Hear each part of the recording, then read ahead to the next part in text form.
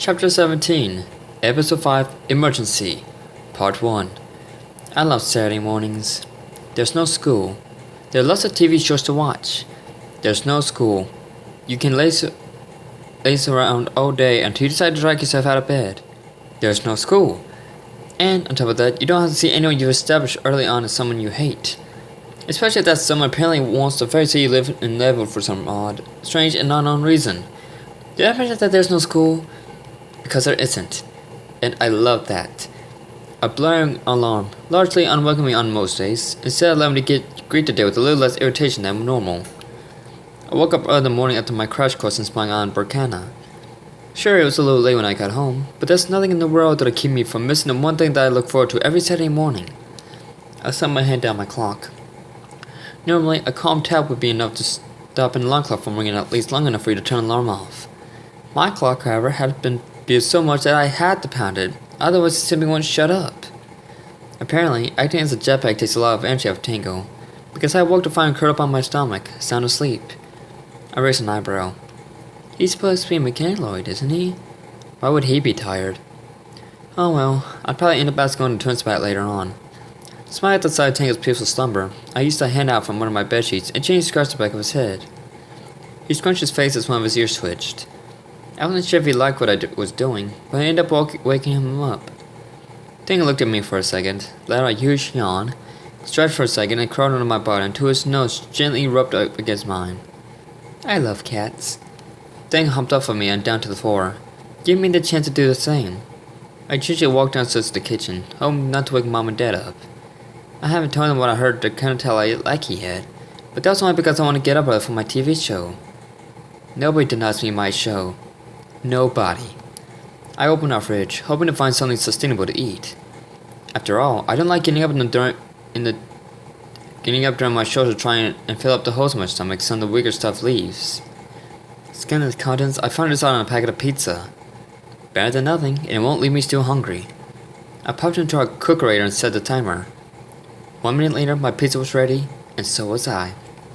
For the record, that's actually what it's called. No joke. Stupid, but no joke. Again, I light stepped my way upstairs, trying not to wake my parents up. The last thing I need is to upset Mom by waking her up so early in the morning. She's no morning person by any stretch of imagination, and waking up before she's ready to wake up on her own would make me wish the subreddit for her was still going on. That way, a spontaneous push would end the terrifying moment more mercifully than Mom would. I recall the last time I rudely woke her up. I ended up being tied to the top of our car while it, and by extension I, screamed down the nearest highway. While Mom and Dad were at home. And Dad was tied up so he couldn't help me. Once in my room, I shut the door and locked it so I wouldn't be interrupted. Tango, who curled up himself on my bed, snapped up and moved over.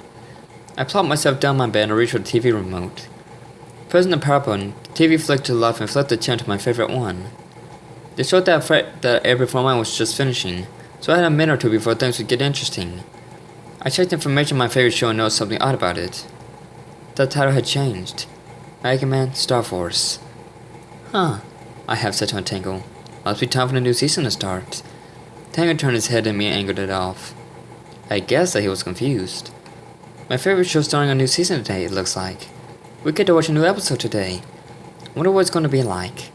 I guess that as long as it was better than the third season of the series, it'll be good.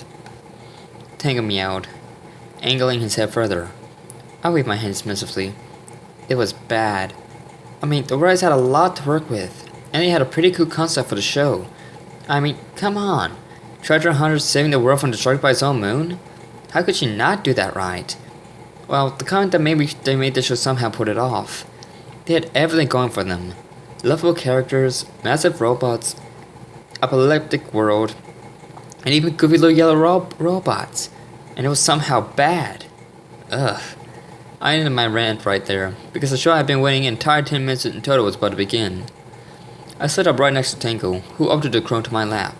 With eager anticipation, I took a bite of my pizza and watched the show's opening sequence begin. Just giving it sequence because I'm not so familiar with it. The sequence itself was pretty promising. The clips from various episodes of the series looked intriguing. There was a piece of a transformation sequence thrown in that I had to see, just to make sure I didn't make it up. After all, how many transformed people emerged with something that looked like a wolf? Tango and I watched the show with interest. The episode itself started slowly, but that was a good thing. I could tell that the writers concentrated a lot on the story. An intergalactic future making its way to Earth would seem like a stretch, but it was early on in the season and there was plenty of time for everything to be explained. About 10 minutes after the show started, it took a commercial break. See, I'm not sure about how programming a long time ago worked, but the commercials that we had to put up with are extremely annoying. For instance, I do not want to be told about how absolutely amazing some makeup product is, even if multiple award-winning artist Sonny Strong is the person promoting it. Which made me think, why would a TV show have someone acting as Sonny as a kid in the first place? I thought those things were works of fiction. Anyway, as soon as the commercial started, so did my phone. I made a mad dash for my class to try and answer it before I woke up my parents. The last thing I wanted to do was upset. Wait, I already explained all that, didn't I? I answered the phone, not bothering to look at the caller ID before I did. I'm starting to wonder what the point of me having caller ID was if I wasn't even going to look at it. Hello? Hey. I rolled my eyes. Great. Ibuki. You're awake. Good. Yeah, and in the middle of watching my show. What do you need? Make it quick. I didn't bother hide my irritation either. Yeah, good morning to you too. Anyway, I'm going to find out where you are. I sat down on my bed and scratched Ting on the back of his neck. Why? Good grief, Iris. I can't believe that you weren't paying attention the day and a half you were in school. Another eye roll. Well, it'd be nice if I knew what I was supposed to be paying attention to, you know. Our class was picked up for weekend athletics this week. I blinked a couple of times. Really? Every week, a class in our school is supposed to participate in a class that's held during the weekend. Most parents were concerned that we were really being taken to some remote island in the middle of nowhere, where we'd be used as unwitting contestants in the game, where we all had to fight one another for survival and the chance to get off said island. Thankfully, that was nowhere near the case, and it really is just a class held at the academy. There were 3 classes. One was the mathematics class, another a writing class, and the third was the athletics class in question. No, I'm lying so that I could pull a prank on you. Yes, really? My eyes rolled for the 3rd time that conversation. I'm gonna need to tell this girl how sarcasm is supposed to work. You can tell me some other time, Iris. Boogie snapped. Boy, was she upset. You better be there, or I'm gonna go to your house and drag you kicking and screaming. Okay. Jeez. I stopped scratching Tango. What time does class start anyway? 9:30. I looked at my clock. It was only 8:05. Good. I had time to finish my show before I had to get ready to go. I'll be there. Don't worry about it. Alright then. The boogie's tone picked up.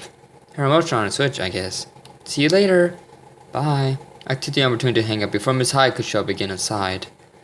So much for having a peaceful Saturday morning. At least I'd have time to finish my show, which was now starting up again. I finished my pizza and laid down my stomach next to Tango. Said Ocelot clumped up onto my back and rested his own head against mine as we watched the show. 20 minutes later, the show came to an end before the transformation sequence I had been waiting to see was even aired. I turned over slightly so that Tango could get off.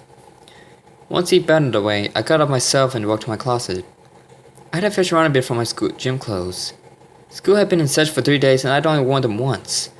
Working a forced half-day off will do that for you. Once I found them, I tiptoed my way over to the bathroom, turned on the sonic shower and stepped on. The last time I took a shower at home, I had to make it a quick one because the bruise that I defeated my first fight. This time, however, I was able to enjoy it a little more since I didn't have as bad a bruise than I had the first time. A few minutes later, I emerged and quickly dressed, hoping not to irk Ibuki any further than I somehow did when she called. Seriously, she knows better than to try and interrupt me while I'm watching my Saturday show. If anything, she should be mad at herself. After all, I didn't make her call me, did I? Didn't think so. I set my way down the stairs, keeping the whole quiet thing going. Turns out that, upon seeing a recognizable head of short-legged blonde hair on the couch with the TV on, I didn't need to. I could only hope that I wasn't the reason Mom was awake. Morning, Mom, I said cheerfully as I possibly could. I wouldn't try and flirt her morning wrath. Morning, Iris, Mom drew slightly. Looking over the couch, I could see a white porcelain cup in her hand with a steaming brown liquid inside. Good. She had a morning cup in her hand, at least. What are you doing up so early? I scratched my hand nervousness slightly. I'm about to take off for school. My class got picked for weekend athletics this week. Mom sat up slightly, her eyes more wide open than I expected. I could drop you off if you want. You've been an easy transfer or a car ride. I smiled as I walked toward the door. As tempting as either of those sound, I kinda have to meet Ibuki on the way. Thanks anyway. I'll see you later. Bye, and don't get into another fight. I stumbled a bit. Bye, I promise I won't start another one. With that, I ran out the house. I stopped outside the door for a second. Hey, I made it. Oh, never mind, Mom said, apparently too tired to care too much at this point. I looked at my mover/watch/ thingy and noticed that I still had time to spare before I actually needed to be at the school. At that point, I didn't feel like simply calling a watch.